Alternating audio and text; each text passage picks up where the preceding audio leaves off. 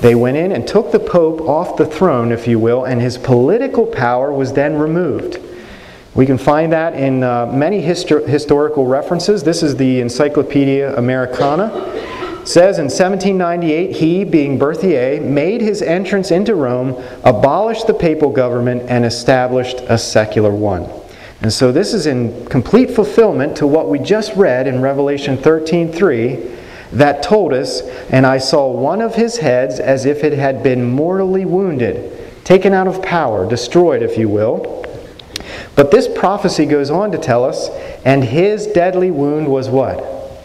Healed. This deadly wound was healed, and all the world marveled and followed the beast. And so this deadly wound that the papacy received, we're told, prophetically, is going to be healed, isn't it?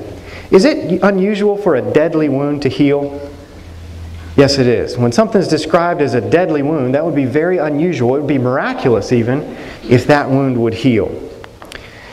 Well, in February 11th, 1929, as we looked through history, we did find that this began to happen. February 11th, 1929, when Mussolini restored statehood to the papal power.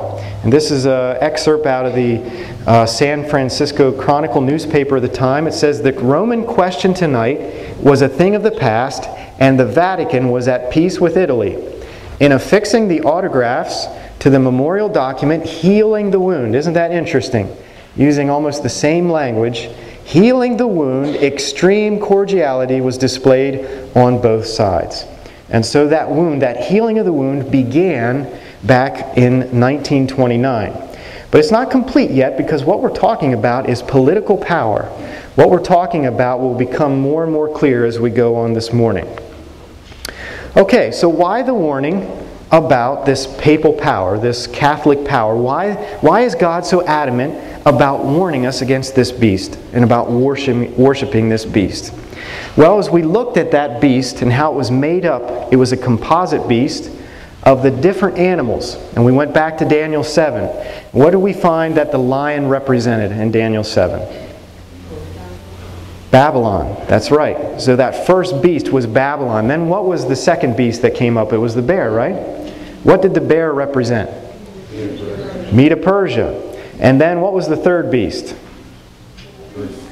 The Greece. And what was it represented by? A leopard, right? And we said the reason that this beast in Revelation is a composite beast is because it took elements from all those pagan kingdoms and combined them into a Christian facade. Okay? So in Revelation 13, you've got this composite beast speaking through Catholicism that then takes pagan practices from Babylon, from Greece, from Rome, from Medo-Persia, and it smashes them into this Christian system. And that's very dangerous, because when you take something that is not of God and marry it to the principles of God, you have a pagan institution. And so that's why the warning is so great. And so as we talked about truth and how Jesus said, "I am the way, the truth, and the life," and He also said, "You shall know the truth, and the truth shall do what? Set you free." How many want to be free? Yeah, we want to know the truth. We want to be set free. We don't want to be deceived. And that's the principle behind this papal power, is that it is about deception.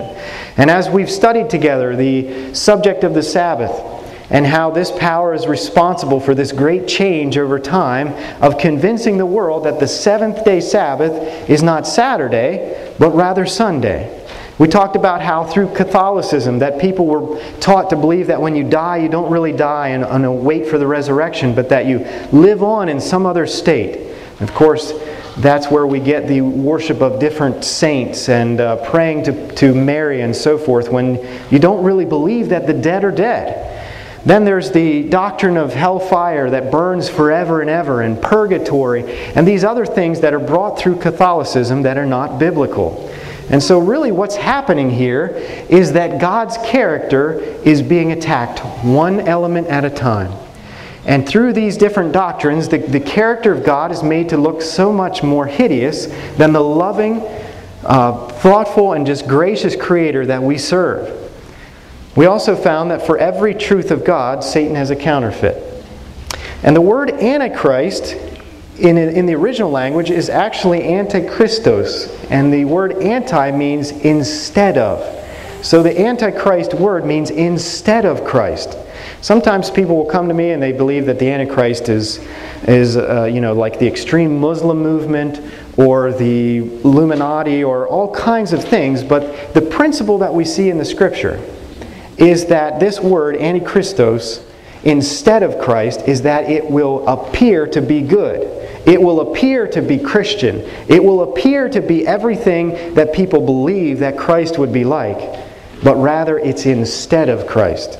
So it's not going to be blatantly evil as some of these other movements are. It will mirror the life of Christ. It will mirror the things that Christ taught, but it will be twisted. Let me give you an example of that. Just looking at the prophetic elements of the beast itself, have you ever noticed how they ride right alongside of the life of Christ? 7 parallels that I found, and you may be able to find more. The beast we just read about in Revelation 13 is said to begin as it came up out of the water. Remember that? And so the ministry, you could say, of the beast began when it rose up out of the water.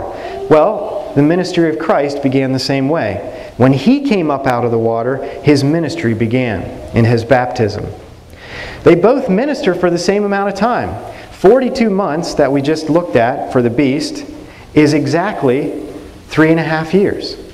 That is exactly how long that Christ's ministry was on the earth. They both are mortally wounded. Christ, of course, on the cross. The beast here we just read about in Revelation receives that deadly wound. Both come back to life. Jesus, of course, on Resurrection Day, on Sunday. And this beast we will find shortly is going to come back to life in a miraculous manner as well. Number 5, they both have horns when we're talking about the prophetic symbol that they represent. Revelation chapter 5, verses 6 and 9, Jesus is described as the Lamb, and it has horns in that prophecy. And we found that this beast has horns as well. Number 7, they both receive worship. Jesus, of course, wanting you to have the choice to worship Him and to worship Him out of a loving response. But the beast, on the other hand, desiring worship, and it's a forced worship that he is after. And number 7, they are both after the world. John 3:16 tells us that God so loved the world that He gave His only begotten Son. Well, the beast is after the world too, but in order to destroy the world rather than to save it. So how does the United States fit into all that we've talked about so far? Well, we needed to get a review. We needed to get that first section of Revelation 13 under our belts in order to understand what happens in the last half of Revelation 13. So let's turn there now and read chapter 13, verses 9 through 17. Revelation chapter 13, and we're going to begin in verse 9 now, 9 through 17. Verse 9, "If anyone has an ear, let him hear. He who leads into captivity shall go into captivity. He who kills with the sword must be killed with the sword. Here is the patience and the faith of the saints. Then I saw another beast coming up out of the earth. And he had 2 horns like a lamb and spoke like a dragon. And he exercises all the authority of the first beast in his presence, and causes the earth and those who dwell in it to worship the first beast, whose deadly wound was healed. He performs great signs, so that he even makes fire come down from heaven on the earth in sight of all men. And he deceives those who dwell on the earth by those signs which he was granted to do in the sight of the beast, telling those who dwell on the earth to make an image to the beast who was wounded by the sword and lived. He was granted power to give breath to the image of the beast, that the image of the beast should both speak and cause as many as would not worship the image of the beast to be what? Killed. Verse 16, he causes all, both small and great, rich and poor, free and slave, to receive a mark on their right hand or on their foreheads, and that no one may buy or sell except one who has the mark or the name of the beast or the number of his name. And so here we are introduced to another beast. Who is this second beast? Well, just as we figured out the first one, we're going to take the clues that the Bible gives us and see what we can come up with. Clue number 1, it arose at the right time. Let's look at Revelation 13 and verse 10 again. Revelation 13 and verse 10.